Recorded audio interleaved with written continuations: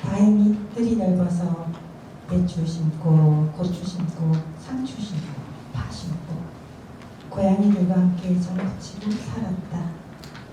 달빛이 스며드는 차가운 밤에는 이 세상의 끝에 끝이 온 것 같이 무섭기도 했지만 책상 하나, 온거지, 펜 하나가 나를 지탱해 주었고 사마천을 생각하며 살았다. 모진 세월 가고 편안하다. 늙어서 이리 편안한 것을 버리고 갈 것만 남아 참 홀가분하다. 네, 박경리 선생님의 시 옛날에 그 집에서라는 시인데요. 아마 선생님의 원주 생활을 가장 잘 이야기해 준 시가 아닐까 해서 먼저 여는 걸로 시작했습니다. 안녕하세요. 처음 뵙겠습니다. 사회를 맡은 장시우라고 합니다. 이 프로그램은요, 토지문화재단에서 마련한 문학강좌 문학의 향기 박경리 작가를 말하다입니다. 요즘 굉장히 어렵고 많이 불편한 상황이잖아요. 그런 상황에도 박경리 선생님 생각하면서 이 자리에 함께 해주신 여러분께 마음을 다해 감사드립니다. 오늘부터 매달 4차례 진행된 박경리 작가를 말하다는 오늘 첫 시간이고요. 이 시간에는 그 선생님 가까이에서 선생님의 삶과 예술을 지켜보면서 흠모하고 사랑했던 분들이 들려주는 박경리 선생님의 인간적인 면과 삶을 대하는 선생님의 생각과 작품에 임하는 선생님의 태도, 그런 평소에는 듣기 힘든 이야기를 들을 수 있는 아주 귀한 자리가 아닐까 생각합니다. 그래서 아마 이 자리에 와 계신 분들도 어떤 형태로든 선생님과 인연이 다 있지 않을까 좀 생각을 해봅니다. 자, 오늘 이 자리는 박경리 선생님을 추억하는 자리, 그리워하는 자리일까 아닐까 생각합니다. 박경리 선생님은 1980년부터 타계하실 때까지 32년간을 원주에서 사셨습니다. 특히 토지 사부 부분은 당동 자택에서 만개를 지었었고요. 그래서 원주와는 정말 각별한 인연 아닐까 생각합니다. 그래서 그런지 사는 곳이 원주예요 라고 얘기를 하면 사람들은 박경리 작가가 사셨던 곳이네요 라는 이야기를 가장 먼저 하시더라고요. 그만큼 박경리 선생님께서는 우리 도시 원주를 품격을 굉장히 높여주신 분이 아닐까 생각합니다. 오늘은 박경리 선생님의 원주살이, 원주에서의 삶을 시인이신 고진아 선생님께서 이야기해 주실 겁니다. 박경리 작가의 삶과 문학, 원주 시절이라는 제목으로 말씀을 하실 건데요. 먼저 고진아 시인을 소개드리자면 원주 대안리에 불편당이라고 하는 아주 멋진 한옥에서 그 손수 고쳐가며 텃밭도 가꾸시고 사시는데 잡초의 소중함을 굉장히 많이 아셔가지고 잡초를 요리도 하고 이렇게 하시는데요. 잡초를 통해서 몸으로 사는 삶을 수행의 딱 반편으로 삼아 사시는 것 같습니다. 아마도 잡초처럼 낮아진 겸한 삶을 실천하는 것이 아닌가 생각됩니다. 제가 외우지를 못해서 선생님의 작품들이 굉장히 많아요. 그래서 1987년 세계문학으로 등단하셨고요. 지금은 남은 자들의 골짜기엔 프란체스코의 새들, 얼음수도, 거룩한 낭비, 명랑의 둘레 같은 시집이 있고요. 산문집으로 시 읽어주는 예수, 신들의 나라, 인간의 땅, 잡초치유박시장 등이 있습니다. 숭실대에서 문예창작가 겸 교수를 지냈고요. 영랑 시문학상과 김단지 문학상을 수상했습니다. 자, 그럼 고진아 시인을 모시고 선생님의 이야기를 들어보도록 하겠습니다.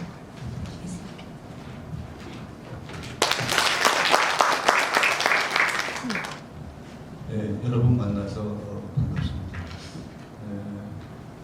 올해 들어가지고 상반기에는 이렇게 대면 강의는 처음 합니다. 그래서 대면 강의 하게 된다고 하는 오늘을 기다리면서 많이 설렜습니다. 설레는 마음으로 오늘 이 자리에 왔습니다. 마스크를 쓰고 계시니까 누군지 잘 모르겠는데 며칠 전에 집안에서 일어났던 얘기 하나만 하고 강의를 시작하려고 합니다. 며칠 전에 어디 바깥에 잠깐 나갔다가 봤더니 같이 사는 여인이 수도가에다가 수도가 이제 시골 마당에 수도가 한쪽에 장독대 옆에 있는데 여기다가 물을 집안에 있는 그릇이라는 그릇을 다 갖다가 물을 담아놨어요. 그래서 뭔 일인가 싶어서 불러냈어요. 뭐 여기 왜 이렇게 물을 많이 담아놨어? 그릇마다 담아놨네 가득가득. 그랬더니 날 보고서 잠깐만 그래. 그랬더니 귀에다가 대고서 뭐라고 그러는 거냐면 더워진 지구를 식히려고. 그래서 기가 막혀갖고 한참 있다가 집사람 귀를 땡겨가지고 귀에다가 대고 그랬죠. 당신은 무신이야. 그랬어요. 그랬더니 얘가 놀래가지고 무신이 무슨 말이야? 그랬더니 당신은 지구를 지키는 우주의 여신이야. 그러면서 이제 둘이 한참 웃었던 생각이 납니다. 제가 이 말씀을 드리는 이유는 오늘은 뭐 우주적 상상력까지는 안 가더라도 지구적 상상력을 가지고서 오늘 강의를 같이 좀 생각해 보아야 하지 않을까 싶어서 말씀을 드립니다. 박경희 선생님도 대단한 상상력을 가지셨던 분이죠. 토지라고 하는 것이 저기 하동 평사리에서부터 어디까지죠? 토지 공부하신 분들 많은데 용접. 네, 저 간도까지 지금의 중국 간도까지. 근데 나중에 하시는 말씀으로는 간도는 가보신 적이 없대요. 그러니까 가본 적이 없는 동네를 그렇게 가본 것처럼 소설가들은 거짓말을 잘하죠. 가보시지도 않았지만 상상력을 가지고 접근해서. 근데 한참 뒤에 원주 와서 사시다가 한참 뒤에 중국 여행을 하시고 당신이 토지 속에서 그린 간도나 이런 곳을 가보셨다고 해요. 근데 자기가 그렇게 묘사한 것들이 그렇게 썩 틀리지 않더라 이런 말씀을 하신 적이 있어요.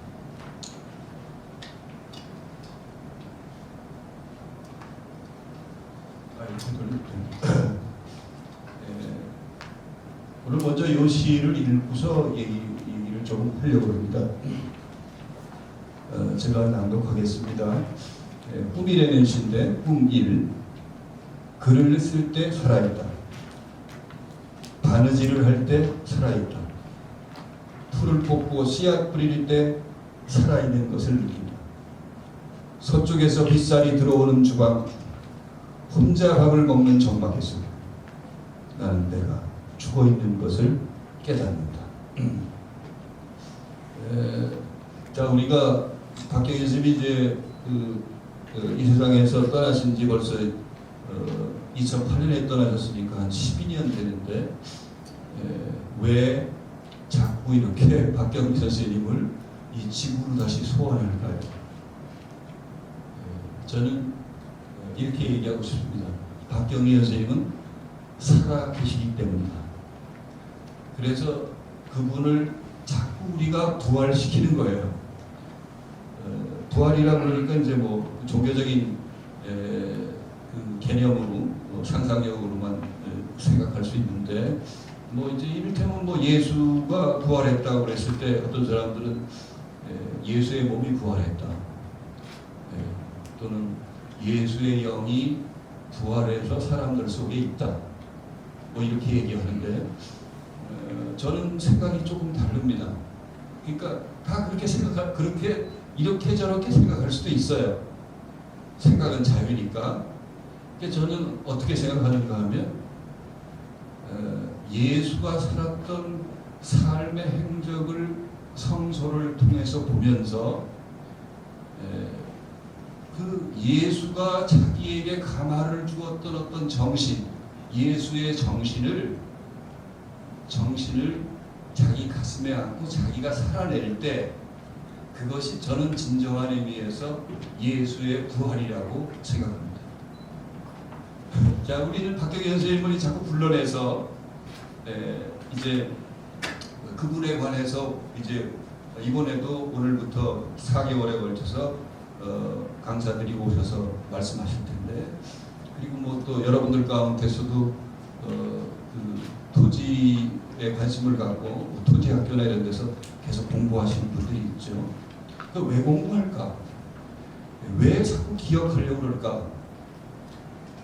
그것은 그분이 작품을 통해서 혹은 삶을 통해서 남긴 정신이 사람들의 가슴을 후벼파든지 아니면 사람들의 가슴에 번져서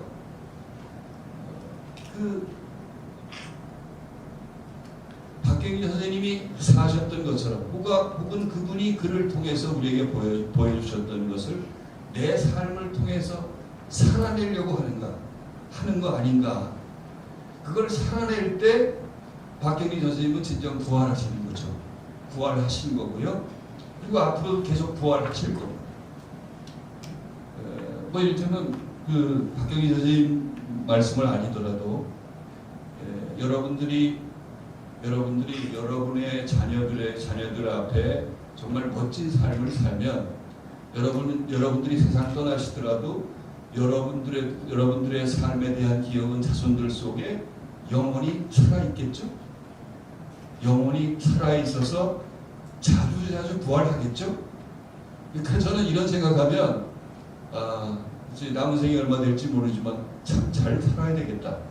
자식에게 잘 보이기 위해 잘 사는 게 아니라 정말 잘 살아내야 내가 자식들의 삶의 기억 속에서 혹은 자식들의 삶을 풍요롭게 하는 어떤 그런 매개가 되지 않을까, 이제 그런 생각을 합니다.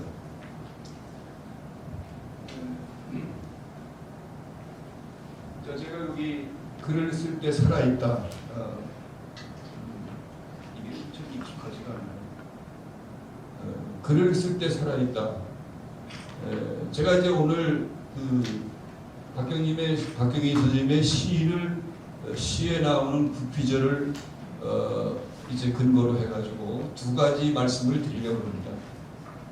다시 말하면 박경희 선생님이 우리에게 남겨주신 어떤 정신, 그래서 우리 속에서 계속 부활하고 있는 어떤 그런 정신, 그것을 저는 오늘 두 가지로 얘기하려고 그러는데, 하나는 박경희 선생님의 문학 정신이고 또 하나는 박경희 선생님의 생명사상 정신입니다.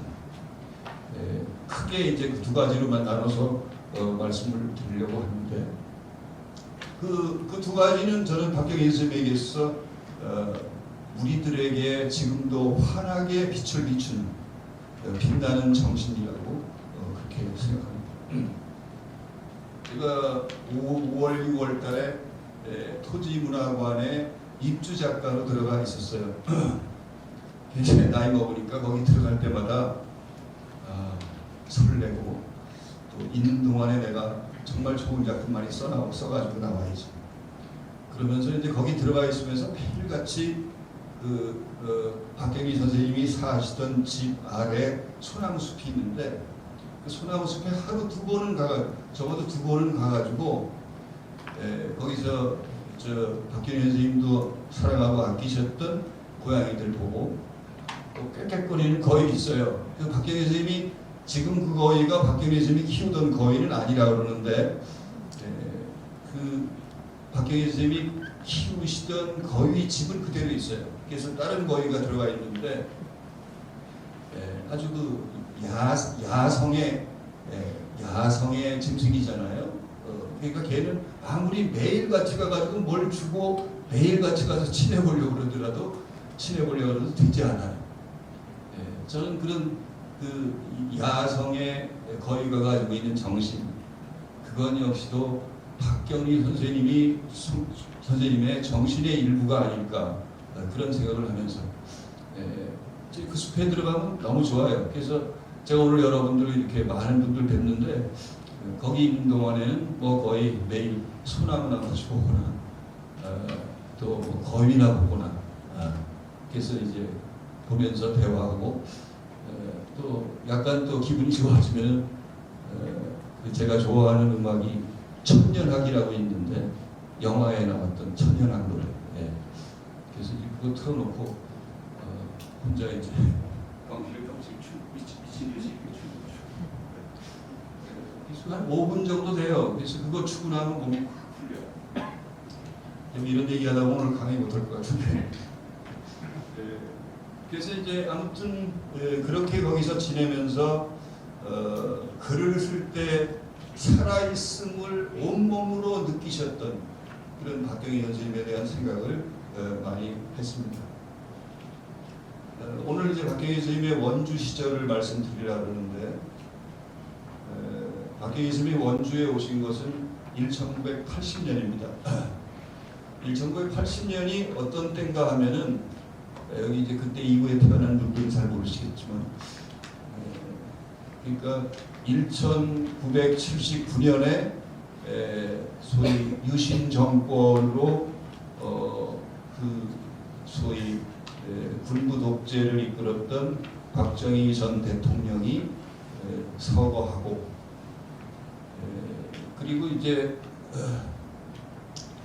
김지아 씨는 박정희 정권 때 소위 탄압을 많이 받았죠. 김지아 씨는 누굽니까? 박경희 씨가 어떤 관계죠? 사위죠. 그래서 김지아 선생님네 부모님이 원주에 사셨어요. 그래서 이제 박경희 선생님은 이제 그 원주로 내려오시게 되는데, 그래서 이제 아까 사회자도 말씀하셨지만 내려오실 때는 이미 토지 1, 2, 3부를 서울의 정릉이라는 곳에서 완간하신 후에 내려오시게 됩니다.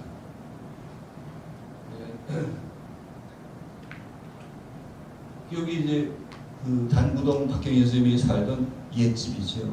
박경희 선생님은 나중에 토지문화관에 사시면서 이 단구동의 이 집을 갖다가 옛집이라고 그렇게 부르셨어요.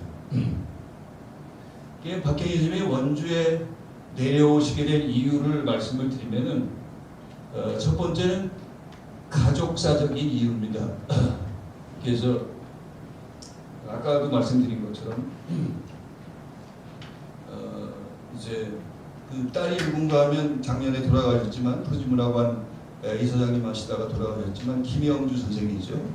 그러니까 유일한 외동딸이죠. 그 어쨌든 그 따님의 시가가 원주였죠. 김지아 선생하고 이제 부부니까. 그래서 그 원주로 오시게 된 계기가 딸과 손주들 둘, 손주도 친손주가 아니고 외손주죠.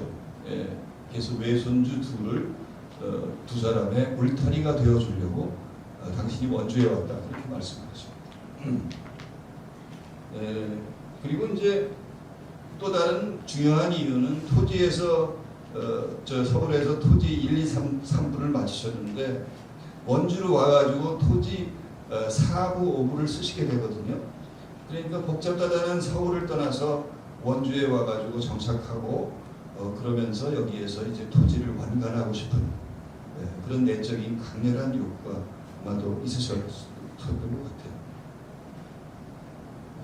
여기 이제 그 손주들 둘하고 지금의 그 단구동에 있는 박경희 문학공원에서 따님하고 외손주 둘하고 찍으신 사진입니다. 그리고 이제 원주에 오시게 된 이유는 중요한 또 하나의 이유는 문학적인 이유죠. 그래서 짜투리 시간이 아닌, 이건 박경희 선생님이 하신 말씀입니다. 짜투리 시간이 아닌 두루마리 같은 시간을 원해서 내가 원주에 왔다. 두루마리 같은 시간. 표현이 재밌죠. 짜투리 같은 시간 가지고는 그 대하수설 토지를 마무리할 수가 없죠. 그래서 두루마리 같은 시간. 두루마리 펼치는 한없이 펼 수 있어요. 그런 두루마리 같은 시간을 원해서 모시게 됐다. 이제 이 무렵에 원주에 올 무렵에 그 박경희 스님의 심경을 표현하셨는데 이렇게 표현했어요. 산문집에서 내 존재는 원시림의 내동댕이 쳐진 한 마리 짐승 같았다. 원주는 낯설고 흑막한 벌판입니다. 그러니까 박경희 스님이 원주에 80년대에 내려오실 때만 해도 지금의 박경리 문화공원 거기는 허벌판이었어요. 저는 1998년에 원주에 왔는데 그때만 해도 지금 저기 그 토지문화관 그 부분에 음식점이며 도시가 형성되어 있는데 그 도시들이 하나도 없었죠. 집들이 하나도 없었죠. 그래서 이제 그야말로 흑막한 벌판 같은 그곳에 와서 그야말로 여자 혼자서 새로운 환경에서 삶의 터를 일구려고 하니까 얼마나 힘들으셨겠어요. 그래서 이제 박경희 선생님은 여기서 이제 원시림의 내동댕이 쳐진 한 마리 짐승 같았다고 그러는데 이것은 아마 원주에서 시작되는 삶을 그 삶의 모습만 얘기한 것이 아니라 원주에 오기 이전에 서울에서 살았던 그 파란만장하고 고통스러운 삶을 얘기하신 것이 아닌가 싶습니다. 그래서 박경희 선생님이 그 당신의 글쓰기에 대한 자세를 얘기하시는데 이렇게 얘기했습니다. 한때 나는 악이 승리한다는 절망 속에서 밤을 지새우며 글을 썼고 둘째는 가족과의 호구를 위해 밤을 밝혀야만 했고 호구가 뭡니까? 입에 풀칠하는 거예요. 겨우 입에 풀칠하는 거예요. 가족들의 입에 풀칠을 하기 위해서 밤을 밝혀야만 했고 병고와 맞서 굴복 아니한다는 증제로 글을 썼고 박경희 선생님이 토지 일부를 쓰실 때 어느 날 유방암이 왔어요.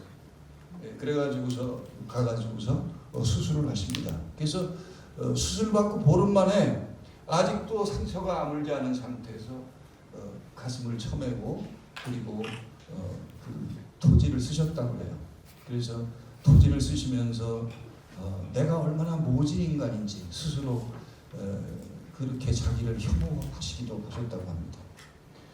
그리고 정신의 살해자 그 몰입꾼들의 쫓기는 한 마리 사슴같이 이래도 되는 겁니까? 이래도 되는 겁니까? 울부짖으면서 글을 쓰셨다고 합니다.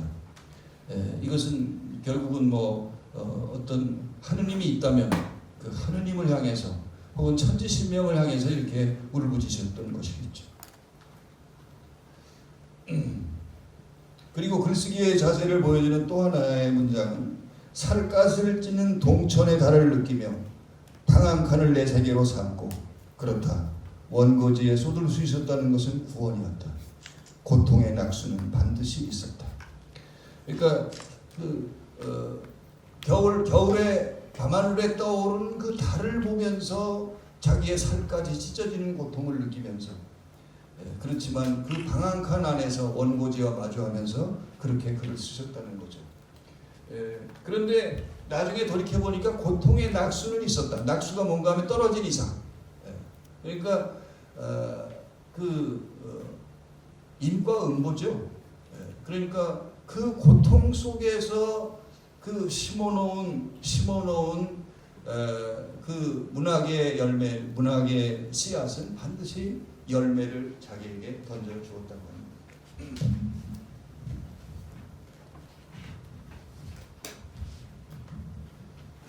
그래서 제가 그 박경리의 토지를 이렇게 표현했습니다.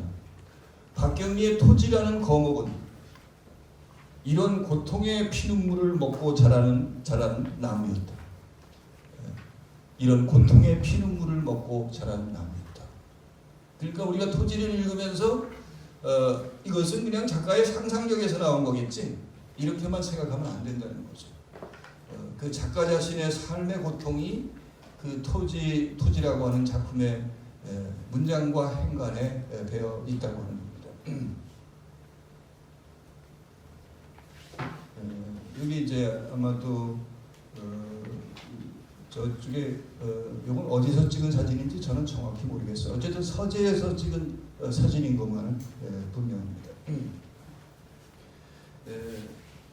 아무튼 이제 어떤 것에도 사로잡히지 않는 그 널널한 시간, 두루마리 같은 시간 속에서 박경희 선생님은 두루마리 같은 시간을 제공한 원주에서 토지 사업을 완성해서 한국 문학의 우뚝한 봉우리로 서시게 됩니다.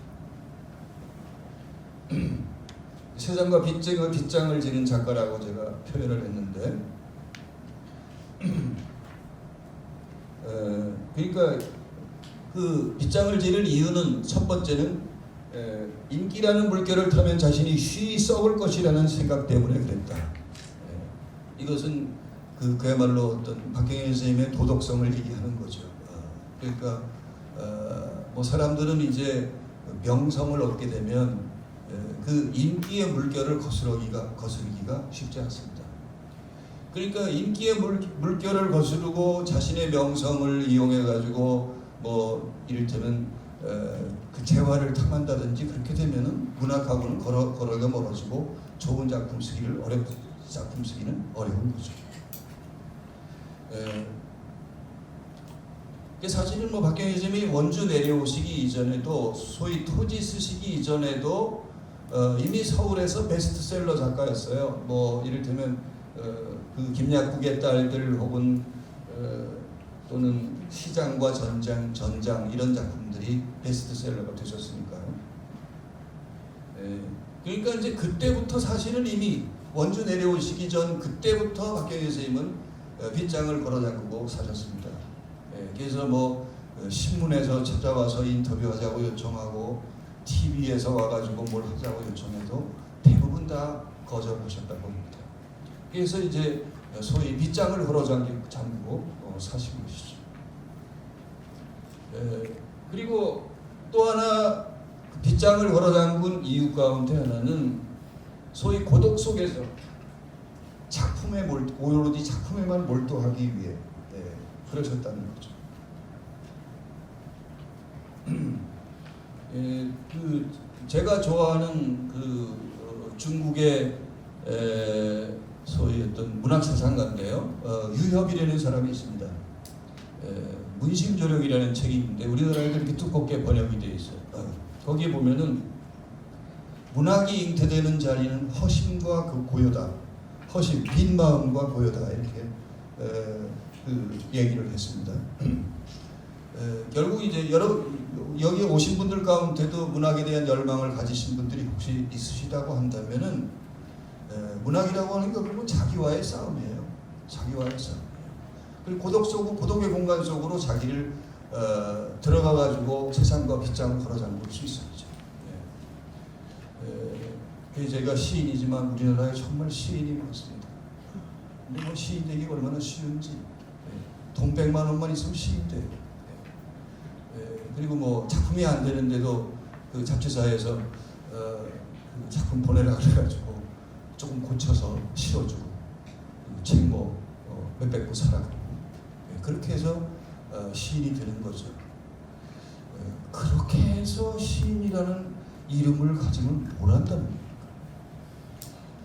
그것이 또 그 이름을 가지고서 이를테면 뭐 사회활동 한답시고 다 돌아다니고 그 속에서 좋은 작품이 나올 수가 없는 거죠.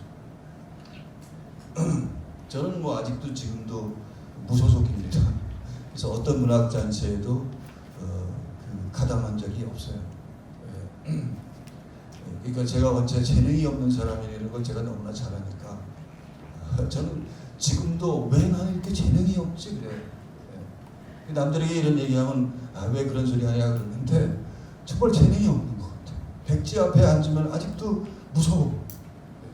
그리고 뭘 써야지?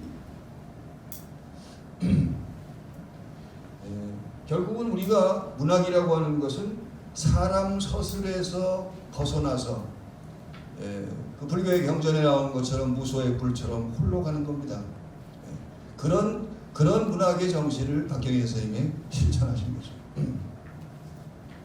자, 그 다음에 이제 중요한 말씀을 하나 드리려고 그러는데, 작가의 창조적 역할과 능동성인데, 박경희 선생님에게서의 능동성이라는 말은 굉장히 중요합니다. 능동성이라는 말은 굉장히 중요합니다. 그래서 모든 생명이 있는 것은 능동적이다. 자, 뭐 이를테면 풀이나 나무나 얘네들도 뿌리를 아무데나 뻗지 않아요. 자기가 뻗고 싶은 데를 뻗어요. 다시 말하면 어디에 이를테면 그 걸음이 좋다. 동쪽에 걸음이 있다. 그러면 그리를 향해서 뻗습니다. 물이 왼쪽에 많다. 그러면 그리를 향해서 뻗습니다. 능동적이죠. 살아있는 존재는 그렇게 능동적인 거죠. 제가 지난 겨울에 이제 그 토지문학원 상주 작가로 6개월 있으면서 겨울을 났는데, 그 겨울에 그 추운 날인데 하루는 그 토지문학원에 귀례관이라고 있어요. 작가들이 머무는 공간. 그 앞에 이제 작은 연못이 있고 연못 옆에 밭이 있는데, 하루는 거길 내려가 보니까 그 밭을 마치 농부가 쟁기로 갈아놓듯이 갈아놨어요. 근데 한겨울에 어떤 농부가 그렇게 미친 짓을 하겠습니까? 그거 갈리나요? 잘 갈리지도 않죠. 그래서 관리인 아저씨한테 물어보니까 저거 멧돼지 짓입니다. 그러더라고요. 거기에 뭐가 많은가 하면 민들레가 엄청나게 많았거든요. 그래서 봄 되면은 거기가 아주 노란 민들레로 덮여서 얼마나 아름다운지 몰라요. 근데 올봄에 제가 5, 6월에 보니까 민들레가 한 뿌리도 없어요. 어떻게 그렇게 다 먹었는지. 그래서 우리 집사람한테 얘기했더니, 여보, 우리 멧돼지 잡아서 먹읍시다. 그러니까 좋은 걸 먹은 거죠. 좋은 걸 아는 거예요. 좋은 걸 아니까 이 무뚝뚝한 주둥이로 그 땅을 쟁기처럼 갈아놨어요. 그리고 그걸 다 파먹은 거예요. 자, 제가 이제 생명이 있는 존재는 능동적이라는 말씀을 드리는 건데, 소위 생명이 없는 것은 비동적입니다. 그러니까 작가의 창조적인 역할은 능동성에서 비롯된다는 거죠.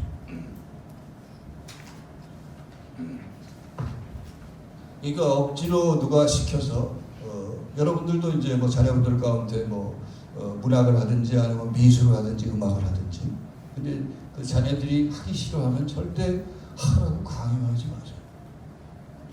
그 하라고 강요한다고 강요하면 창조적인 사람이 나올 수가 없습니다. 왜 우리가 문학을 하고 예술을 합니까? 창조적인 존재로 살기 위해 하는 거 아닙니까? 테크니션은 될 수 있겠죠. 부모님이 강제로 떠밀어가지고 그저 10년, 20년 피아노를 치면은 나중에 기술은 테크닉은 늘 수 있겠죠. 근데 걔는 작곡은 못할 겁니다. 왜냐하면 지가 하고 싶어서 하지 않으니까. 제가 시를 써보고 또 그 시 쓰려고 하는 학생들을 스튜디오에서 가르쳐 보니까 알겠어요. 억지로 시켜서 나오는 건 거기서 결코 비슷한 작품은 나올지 몰라도 독창적이고 창조적인 작품은 나오지 않아요. 그러니까 전에 박경희님 살아계실 때는 이제 입주한 작가들을 한 달에 한 번 정도 데리고 나가서 밥을 사주셨어요. 그래서 그때 이제 저도 한번 이렇게 따라간 적이 있는데, 그때 지금 요즘은 소설을 안 쓰고 계신데 박범신 소설가가 그때 거기 계셨어요. 박범신 소설가가 박경희 선생님한테 물었습니다. 선생님은 그렇게 오랜 세월 동안 어떻게 그 대작을 쓰시고 그리고 계속해서 창작 활동을 할 수 있습니까? 그랬더니 뭐라고 그러시는가요? 내 안에 능동성이 시켜요. 이렇게 말씀하셨어요. 내 안에 능동성이 시켜요. 그러니까 그 능동성이 사람을 창조적으로 만든다는 거죠. 능동성을 다른 말로 얘기하면 자발성이라고 얘기할 수 있겠죠. 자발성은 내 안에서 하고 싶어서 막 우러나오는 걸 얘기하는 거겠죠. 안 쓰면 견딜 수 없어요. 제가 요즘에 이제 느끼는 건 뭔가 하면 제가 30대 초반부터 시 쓰기 시작해서 지금까지 쓰면서 그 때때로 그런 생각을 했지만은 이제는 그 제 인생에 그냥 다른 즐거움이 별로 없어. 시 쓰는 게 제일 즐거워. 그걸 안 쓰면 며칠 안 쓰면 미칠 것 같아. 그러니까 쓰는 거죠. 이런 게 이제 자발성인 거예요. 제가 자발성의 예를 들어주는 이야기 하나를 하려고 그러는데 이건 아주 의미 있는 얘기입니다. 그러니까 인도에 이슬람 황제가 그 다스릴 때가 있었습니다. 이슬람 황제 악바르라는 사람인데 이름이 악바르야. 악바르인데 이 사람이 이제 인도를 통일합니다. 통일하는데 이 악바르 황제는 예술가들을 무지하게 사랑했어요. 자기 궁정에 뭐 화가, 음악가, 시인, 현자 이런 사람들이 많이 모여들었어요. 그러니까 사랑하니까 그런 사람들이 모여드는 거예요. 그 중에 여기 탄센이라고 하는데 탄센이라고 하는 음악의 대가가 늘 황제 옆에 붙어 있었습니다. 그러니까 황제가 자기 곁에 둔 거죠. 그리고 필요할 때마다 불러서 그에게 음악을 부탁했어요. 좋은 곡을 하나 연주해 주시오. 이렇게 부탁을 했습니다. 근데 이 황제는 탄센의 음악을 들을 때마다 늘 감동하는 거야. 감동하면서 당신의 음악이야말로 그야말로 마술이다. 이렇게 얘기합니다. 근데 어느 날은 황제가 이 탄센에게 묻습니다. 내 생각에는 세상에서 당신만한 당신을 넘어설 만한 음악가가 나는 없다고 생각한다. 하지만 당신도 혼자 그렇게 훌륭한 음악가가 된 건 아니지 않겠나? 혹시 당신에게도 스승이 있었지 않을까? 그러니까 이 탄센이 저에게도 스승이 있었습니다. 저는 그 스승에 비하면은 스승의 발에 먼지에 불과합니다. 그러니까 탄센이 그렇게 훌륭한 분이면 내가 만나야지.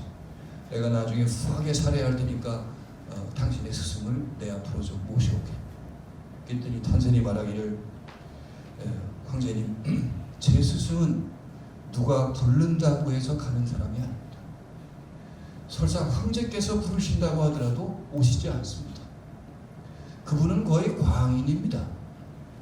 광인이면서 수행자입니다. 그래서 자기 마음에서 우러나오지 않으면 아무것도 하지 않습니다. 그럼 내가 어떻게 해야 되겠나?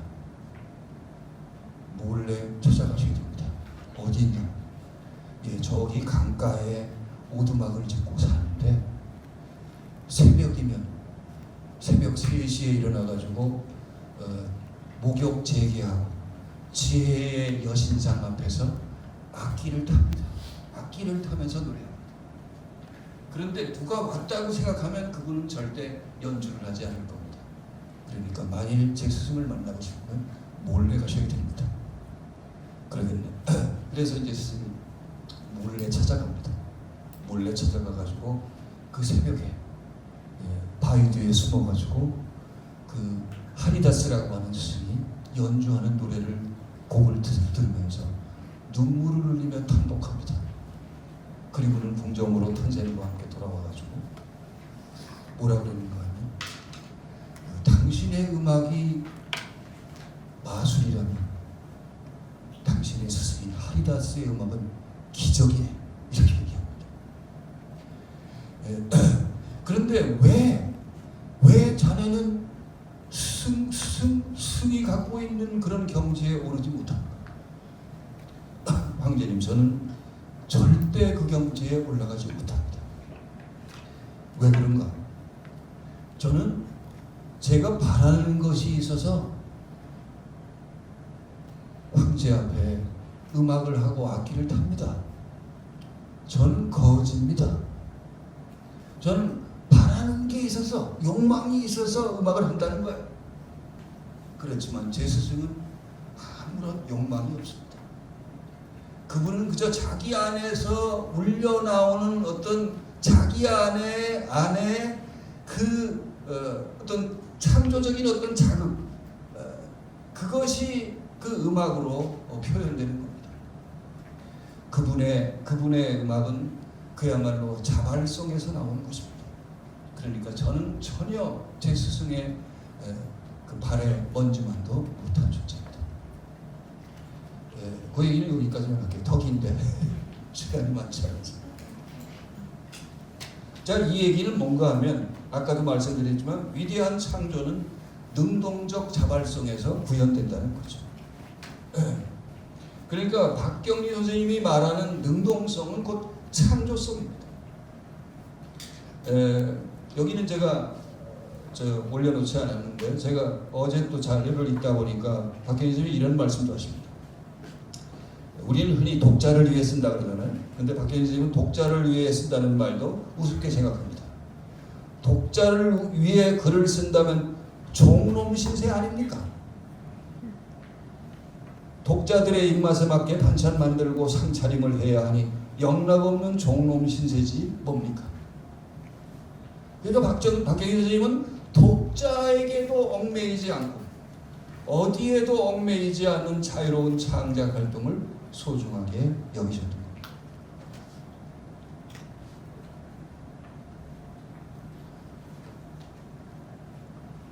지금 내가 많이 안 넘겼네. 지금 거꾸로 가나요? 이 기계가 아직 익숙하지 않아서. 네. 꿈꾸는 자는 창조한다. 이건 박경리 선생님의 산문집 제목이기도 합니다. 여기에서 따온 거죠. 꿈꾸는 자는 창조하고 수를 세는 자는 재화를 쌓는다. 재화를 쌓는 자는 창조와 인연이 없다. 다만 창조의 불씨를 받아야 할 사람이다. 네. 꿈꾸는 자는 창조한다. 그리고 수를 세는 자는 재화를 쌓는다. 그러니까 그 세상의 명성을 탐하고 재물을 탐하는 사람은 재화는 쌓겠죠. 그러나 그런 사람에게 창조적인 작업이 나올 수는 없다. 자, 이제 풀 뽑고 씨앗 뿌릴 때 살아있다. 이 풀 뽑고 씨앗 뿌릴 때라는 말 속에 박경리 선생님의 생명 사상이 깃들여 있습니다.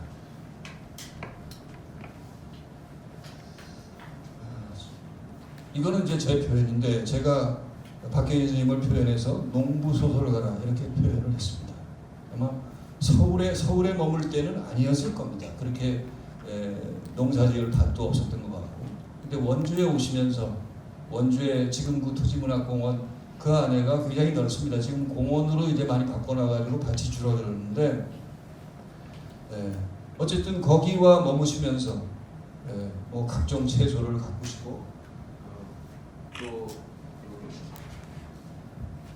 소설을 쓰다가 막히면 텃밭으로 나와 호미를 들고 풀을 뽑거나 일을 하다가 다시 좋은 아이디어가 떠오르면 다시 집필로 돌아가 소설을 쓰셨던 거죠. 그래서 박경리 선생님이 당신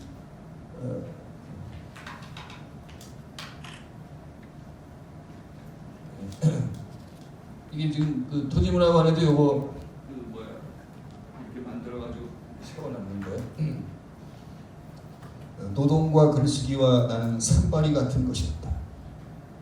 노동은 심신을 상쾌해주게 할 뿐만 아니라 끝없는 생각 속으로 나를 끌어들인다. 그래서 원주통신이라는 산문집에 보면 이런 얘기도 나옵니다. 그 채소밭에 이제 넣으려고 닭똥을 아마 잔뜩 사신가 봐요. 닭똥을 했는데 비가 오니까 그냥 닭똥에 물이 번져가지고서 물컹물컹할 거 아니에요.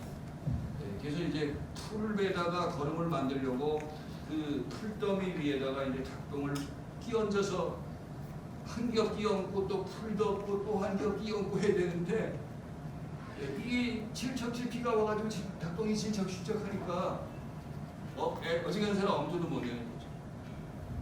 그때 이제 박경리 선생님은 소설 토지에 나오는 그 송관수라고 하는 친구를 생각하는데 토지 속의 송관수는 맨손으로 인물을 쓸어 담았대. 그런데 내가 고무장갑 끼고 이것도 못해? 그러면서 당신이 그 닭똥을 갖다가 끼얹어서 그 거름더미를 만드셨다는 얘기가 나옵니다.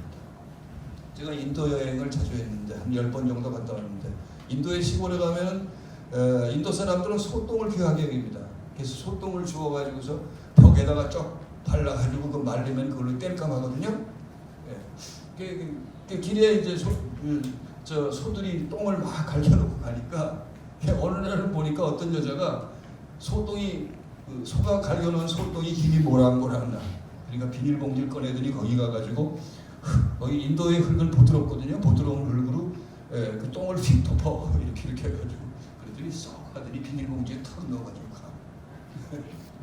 이제 그런 걸 인도에서 많이 보는데 사실 똥이라고 하는 것은 더러운 것만은 아닙니다. 우리가 더럽다 그러니까 참 더러운 거 아닙니다. 똥이 없으면 이 생명이 자랄 수가 없죠. 똥은 소중한 거예요. 우리 집에 제비들이 들어가지고 맨날 똥 싸는데 맨날 제가 머무는 방 앞에 쪽마루에다가 똥을 싸놓습니다. 거기 전기줄이 있으니 거기가 날아가요. 얘 똥하고 같이 살아요. 집사람은 그 똥 좀 자주 닦아내지. 제가 이제 그걸 왜 더럽다 그래? 같이 살아야지. 그러고서 이따금씩 이렇게 닦아내기도 하는데 그 제비똥은 어느 날 이렇게 보니까 그게 백금 같아. 하얀 똥이거든요. 백금 같아. 그렇게 생각하니까 똥이 안 더럽더라고. 그러니까 우리가 어떤 시선으로 보느냐에 따라 사물이 달라지는 거예요. 아무튼 박경희 선생님은 이 구슬땀을 쏟고 풋풋한 생명을 돌보면서 당신 스스로 상처받기 쉬운 자신의 영혼을 치유하셨다고 합니다. 박경희 선생님의 삶을 버티게 했던 에너지원이 있는데 첫 번째가 어쨌든 농사일입니다. 그래서 여기 배추 가꾸시는 모습이죠. 그래서 이제 이 배추에도 약 안 치셨어요. 약 안 치고 근데 배추에 약 안 친 벌레가 많이 덤비거든요. 신나비가 와가지고 알을 까놔가지고 그래서 이거 아침마다 일어나가지고 이제 나무젓가락으로 잡으셨대요. 손으로도 잡고.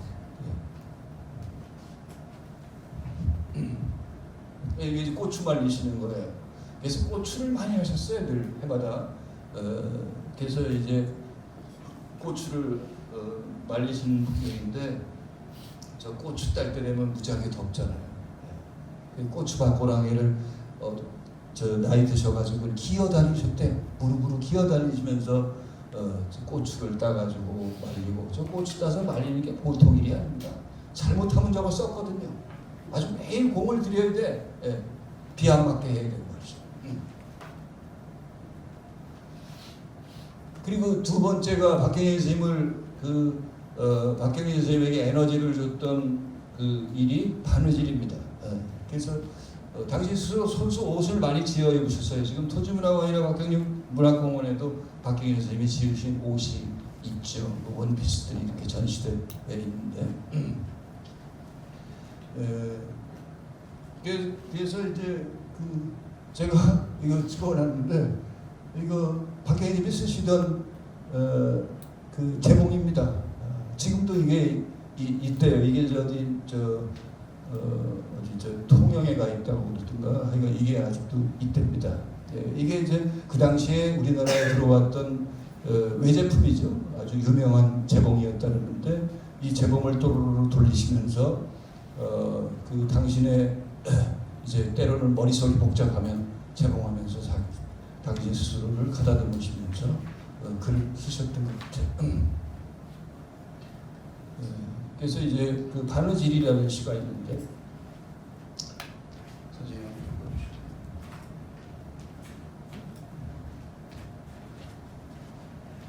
바느질. 눈이 온전했던 시절에는 짜투리 시간, 특히 잠 안 오는 밤이면 돋보기 쓰고 바느질을 했다. 여행도 별로이고 노는 것에도 무침이, 쇼핑도 재미없고 결국 시간 따라 쌓이는 것은 글줄이나 실린 책이다. 베개에 머리 얹고 곰곰이 생각하니 그것 다 바느질이 아니었던가. 개미 채바퀴 돌듯 한 땀 한 땀 키워나간 흔적들이 글줄로 남은 게 아니었을까.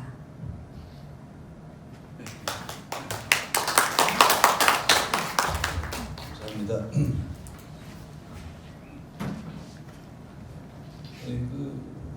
그 바느질 시도 아주 의미 있는 시죠. 예, 그래서 그 당신 글줄이나 실린 책들을 이렇게 보시면서 그게 다 학다만큼 기워나간 흔적들, 그게 글줄로 남은 게 아니었을까? 그게 다 바느질 아니었던가? 그러니까 여기 한 땀 한 땀 기워나간다 그랬는데 저도 이제 가끔씩 바느질을 하거든요. 우리 집사람 바느질 안 좋아해가지고 양말 떨어지거나 그러면 지금도 제가 아주 원시적으로 이렇게 전구를 집에 갖다 놓고 전구 끼워가지고 이 양말 꿰매서 신기도 하는데 그런 걸 참 좋아해요. 근데 이제 그거는 그거 하면 아주 무념무상에 들어가잖아요. 괜히 딴 생각하면 바늘에 찔리니까. 그러니까 이제 마치 그렇듯이 바느질 하듯이 어쩌면 그 대하소설 20만 장이 넘는 그 대하소설을 쓰는 그 창작의 과정이라고 하는 것은 정말 인내심이 지독한 인내심이 필요한 거죠. 그러니까 그런 인내심이 있어야만 바느질하면서 양말 하나를 꿰매든지 옷 하나를 만들든지 그런 인내심이 필요한 거죠. 그래서 어쨌든 박경현 선생님은 시인은 아니시지만 이런 좋은 시를 남기셨어요.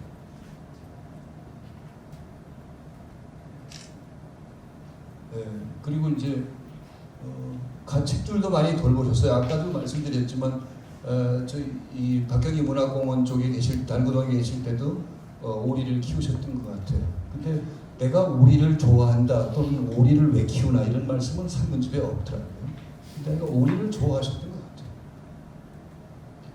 그리고 이제 고양이를 보살피는 얘기는 산문집 속에 여러 군데 많이 나옵니다.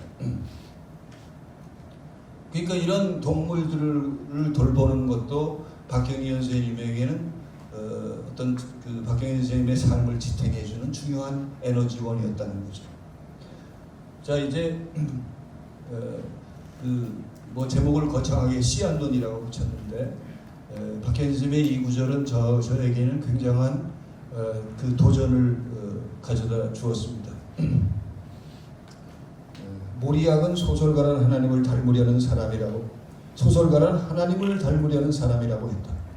그러나 나는 씨앗을 닮으려는 사람이라고 할 수 있을 것이다. 씨앗이 함축하고 있는 신비는 하나님의 신비이기 때문이다.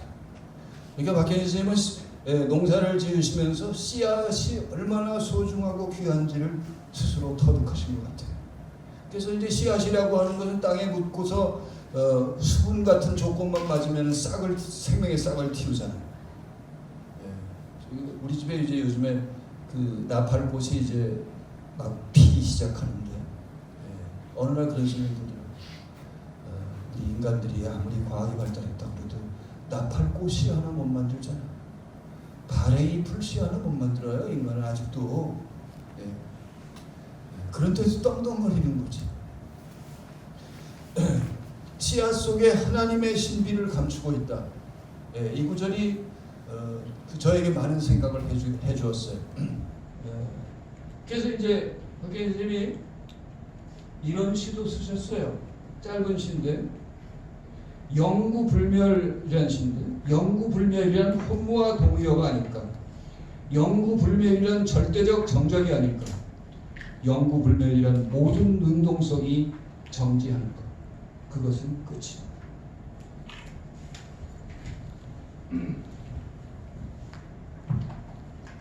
그러니까 생명은 정지가 없고 계속 순환합니다. 아까 씨앗 얘기했지만 씨앗은 정지가 없죠. 그렇죠? 씨앗은 계속 순환하잖아요. 그래서 씨앗이 자라서 잎이 자라고 꽃을 피우고 열매를 맺어서 땅에 떨어지면 또 그 이듬해 그 씨앗이 또 자라서 계속 순환하면서 이 지구를 살만한 공간으로 만드는 거예요. 그런데 이 아름다운 이 생명의 순환의 고리를 편리와 효율과 속도에 미친 인류의 이 과학자들이 머리 좋다는 인간들이 이 순환의 고리를 다 끊어버린 거죠. 그런데 그것을 끊어버린 우리도 결국은 끊어질 거라고 하는 불길한 예감을 갖지 않을 수가 없습니다. 박경희 교수의 쓴식 가운데 요거 전에 쓴식 가운데 이런 시도 있습니다. 그러니까 손주들을 생각하면서 쓴 시인데 될 법이나 한 얘기인가 이런 시입니다. 화학약품 같은 식탁 위에 반찬 내려다보며 앙상한 손주들 팔다리 쳐다보며 눈물을 삼킬 수밖에 없어요. 그러니까 손주들이 어릴 때니까 벌써 30년 전에 이런 생각을 하신 거예요. 환경이 그때는 지금보다 낫었을 텐데도 식탁 위에 올라오는 반찬들을 보면서 거기서 뭐 밥이며 혹은 거기 반찬이며 이런 것들을 보면서 화학약품 같다고 생각하신 거예요. 일찍 이제 그런 것에 눈뜬 것이죠. 여러분들이 먹는 식품이 화학약품 같다는 생각을 해본 적이 있습니까? 제가 어제는 서울에 손님이 와가지고 토지재문화관에 있을 때 어떤 작가들이 뭐 틈업에 어디 가면은 그 식당이 되게 맛있다고 막국수 잘한다. 그래서 이제 어제 거기를 갔어요. 그랬더니 서울서 내려온 친구들은 맛있다고 잘 먹더라고요. 집사람하고 저는 집으로 오면서 완전히 화학약품이라고 거기 MSG하고 무슨 감미료하고 이런 걸 번복을 한 거야. 설탕을 지랄같이 많이 쳐놓고 요새 설탕 엄청나게 쓰잖아요. 그 유명한 요리가 가운데 백모라고 설탕을 설탕 막 쳐놓잖아요. 그러니까 우리나라가 당뇨병 환자로 가득한 거예요. 그러니까 박경희 선생님이 일찍 이런 데 눈 뜨셔가지고서 화학약품 같다 그랬어요. 손주들 보니까 눈물이 난다. 눈물이 난다. 지금 제가 이제 이런 얘기 하려면 시간 조금 있으니까 잠깐만 말씀을 드리면 지금 우리가 마트에서 사 먹는 그 식품들이 뭐 이마트든지 뭐 롯데마트든지 식품들 가운데 90%가 유전자 조작 식품으로 만든 겁니다. 이 유전자 조작 식품을 계속해서 먹게 되면 당장은 괜찮지만 유방암, 자궁암 등 23개의 각종 희귀질환에 걸리게 되고 더 심각한 건요. 앞으로 2035년이 되면 태어나는 아이 둘 중에 하나는 자폐아가 된답니다. 자폐아 여러분 얼마나 무서운지 잘 모르시죠? 제 후배가 저기 수원에서 수원에서 이제 장애인들을 위한 예술 공간을 만들어서 운영해요. 거기 이제 자폐아들이 많이 오는데 그 자폐아 집안에는요 늘 원식과 우울증에 걸려서 그러니까 그 아이 하나만 고통받는 게 하나만 그런 게 아니라 가족이 다 고통받는 거예요. 그리고 한 사람이나 두 사람은 그 옆에 꼭 붙어 있어요. 그러니까 그런 아이가 둘 중에 하나가 그런 아이가 태어난다는 거예요. 심각한 거죠. 그래서 제가 옷은 안 사 입더라도 먹는 건 좋은 거 먹어라. 유기농 매장 가서 유기농으로 농사 지은 거 먹어라. 안 그러면 병 달고 살게 될 테니까. 지금 우리나라에 아이를 낳고 싶은 신혼 부부 가운데 젊은 부부 가운데 23만 쌍이 최근에 통계입니다. 23만 쌍이 불임이라고 합니다. 불임. 왜 그럴까요? 아까 GMO라고 얘기했죠. GMO 식품, 그러니까 유전자 조작 식품. 그 속에는 결국은 이제 제초제, 생명을 죽이는 물질이 들어가 있는 거예요. 그 생명을 죽이는 물질이 여성들의 몸속에 혹은 남성의 생명의 씨앗을 생산하는 그곳에 얘가 그 생명을 죽이는 일을 하는 거예요. 그러니까 제초제는 지금 우리가 먹으면 금방 죽잖아요. 며칠 지나면 죽잖아요. 노랗게 얼굴이 시커매지면서 죽거든요. 제가 저 강릉에서 시골에 살 때 봤는데. 그리고 그 들에 나가서 제초제 친 식물들 보세요. 노랗게 툭 들어가요. 노랗게 툭 들어가요. 근데 이제 그걸 우리는 당장은 안 죽지만 20년, 30년 계속 살 수도 있어요. 살 수는 있지만 그것이 우리 몸에 계속 쌓이게 됩니다. 젊은이들은 아이를 낳을 수가 없는 거죠. 그리고 나이 든 이들은 나중에 치매에 걸릴 확률이 높고. 저는 이제 나이 먹으니까 이제 이런 뭐 추상적인 얘기 이런 거 많이 하고 싶지 않아요. 이런 구체적인 우리의 삶에 와닿는 얘기 이런 얘기 하고 싶어요. 그래서 아시는 분들은 아시지만 제가 이제 집사람하고 잡초를 먹고 살잖아요. 잡초 요리 집사람이 해가지고서 잡초 먹고 사는데 우리 마당은 호랑이 새끼 칠 정도로 풀이 많아요. 그래서 이제 진짜 호랑이 새끼 칠 것 같으면 이제 예초기로 한번 잘라주고 그리고 풀을 뽑지 못해. 대부분 다 먹을 수 있는 풀들이니까. 그 해서 먹고. 그러니까 이런 거 관심 갖다 보니까 잘못된 먹거리가 무엇인지를 너무나 잘 알게 됐어요. 그래서 오늘 그런 말씀을 여러분에게 드립니다. 그래서 대안은 하나밖에 없다. 유기농 먹어라. 유기농 드십시오. 내가 한 살님의 이사도 아닙니다. 우리는 제가 벌이가 시원찮지만 저는 한 달에 한 100만 원 좀 더 벌까 그냥 그러고 살아요. 그런데도 우리 집사람은 먹는 거는 뭐 한살림 초록매장 좋은 거만 먹습니다.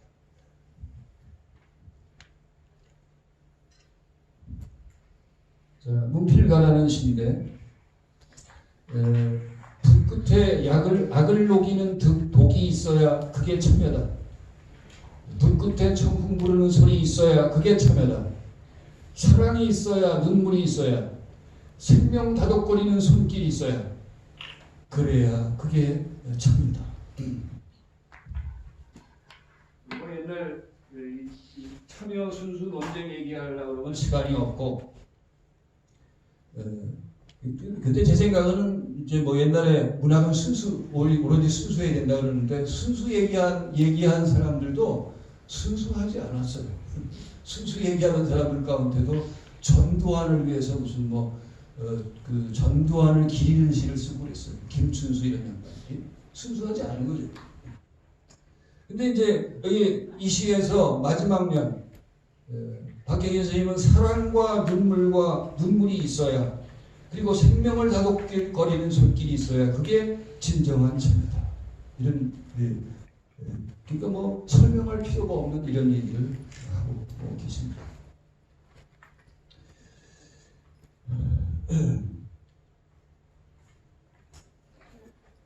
제가 이제 그 박경현 선생님이 쓰신 마지막 산문 얘기만 하고서 오늘 마치려고 하는데요. 산문의 한 대목 읽어드리겠습니다. 인생이 너무 아름답습니다. 문학에 일생을 바쳐온 사람인데도 시간이 흐를수록 문학을 자꾸 낮춰보는 시각을 갖게 됩니다. 문학을 낮춰본대. 나는 평소에 어떤 이데올로기도 생존을 능가할 수 없다고 말해봤습니다. 글을 쓰는 행위는 가치 있는 일이지만 살아가는 행위보다 아름다울 수는 없습니다.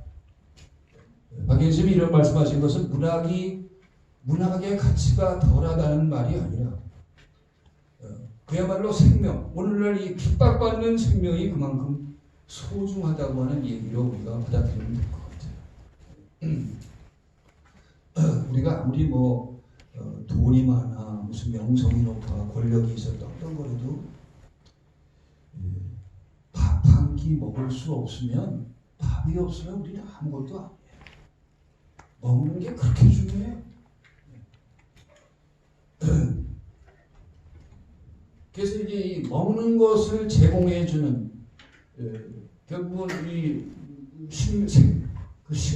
식물을 키워주는 저 하늘의 햇빛 그리고 흐르는 강물 그리고 이제 그런 것에 의해서 자라는 식물 이런 게 없다면, 그리고 저 하늘에 빛나는 태양이 없다고 한다면, 제가 이제 전직 목사예요. 지금은 은퇴했어요. 전직 목사인데 지금 은퇴해서 아무런 알고서 이제 목사라고 내가 부르지 말라고 그래요. 그 전에 농담하면 전에는 제 선배 시인이 저를 시목이라고 호를 지어줬어요. 그러니까 시임에서 목사라고 시목 이렇게 붙여줬어요. 근데 이제 제가 은퇴하고 나서 목자를 바꿨어요. 나무 목자. 시목. 시처럼 자라나는 나무가 되라고. 그렇게 붙였는데 여러분, 만일 저 태양이 없다면, 근데 태양이 없다는 거 한 번도 여러분 상상 안 해보셨죠? 근데 만일 태양이 없다고 생각해 보세요. 아무리 부처님 예수님을 공경해도 태양이 없다면 부처님 예수님 아무짝에도 소용이 없습니다. 그렇지 않습니까? 그러니까 우리는 태양에 기대어 살아야 되고, 햇빛에 기대어 살아야 되고, 저 산의 나무에 기대어 살아야 되고. 왜냐하면 나무들이 없으면 우리 살 수 없으니까. 나무 없으면 우리 호흡할 수가 없잖아. 근데도 우리 동네에 보면 어떤 의사놈이 땅 사가지고 들어와가지고 산을 그냥 막 파헤쳐. 그것도 저 시에서 또 허가를 내줘. 그러니까 거짓말하고 하는 건데 5년 뒤면 이제 용도 변경이 된대. 과수원한다고 허가 받아가지고서 그 산을 파헤쳐가지고 제가 사는 동네가 아름다운데 그 인간 때문에 다 망했어. 근데 속으로 저주해. 속으로는 저주해. 너 나중에 벌 받을 거. 천벌을 받을 거. 우리는 나무에 기대어서 간신히 살아가는 존재고요. 또 우리끼리도 서로 기대어서 우리가 살아가는 존재예요. 참 소중하잖아요. 이런 거를 저는 박경리 선생님을 통해서 배웠고, 이것이 박경리 선생님이 우리에게 가르쳐 주시는 빛나는 정신입니다. 자, 제가 이제 토지문화관에 있을 때 쓴 시 하나 읽어드리고 맞추려고 합니다. 그 박경리 선생님의 사시던 집 옆에는 지금도 냉동고가 있어요. 지금은 사용하지 않지만 그 냉동고를 보면서 쓴 시입니다. 우리 선생님이 하십니다.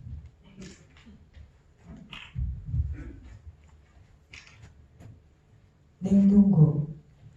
고 박경리 작가의 집에서 고지나.